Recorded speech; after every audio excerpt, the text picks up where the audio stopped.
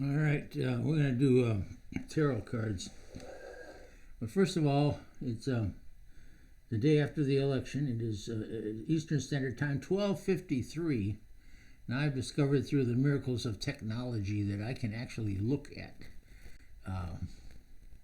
the internet on a different screen. I'm using Linux, so I have multiple screens. And we're going to look at Google News here.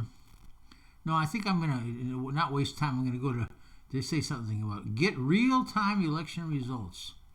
This has been the Associated Press, which gives you the numbers, not so much opinion. Okay, so get real-time election results, Google. This is just by way of, all right, they have Biden at 238 and Trump at 213, which is about the same as they had it this morning. Wisconsin and Michigan are leaning Democrat now. Pennsylvania, North Carolina, and Georgia are leaning a Republican. And Nevada is leaning Democrat. And of course, you know where Utah is at on the spectrum. So that's what we have.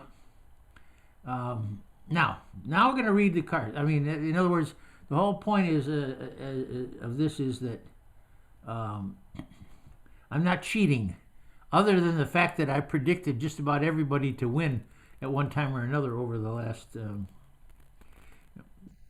And supposedly I'm using the cards, right? Supposedly, so we have to have some very serious evaluation of whether this method of divination, one, works at all, or just isn't a total fraud. Now, I think it works, kind of, but to what extent it becomes a projective test on the part of the reader, I think that's the big issue that will continue to be, because in other words, the interpretation becomes a projection of your own. Probably tells you more about the reader than it does about your life. But anyhow, so okay. So this is part one. We're going to stop recording here and just do a sound test, and then we'll get back.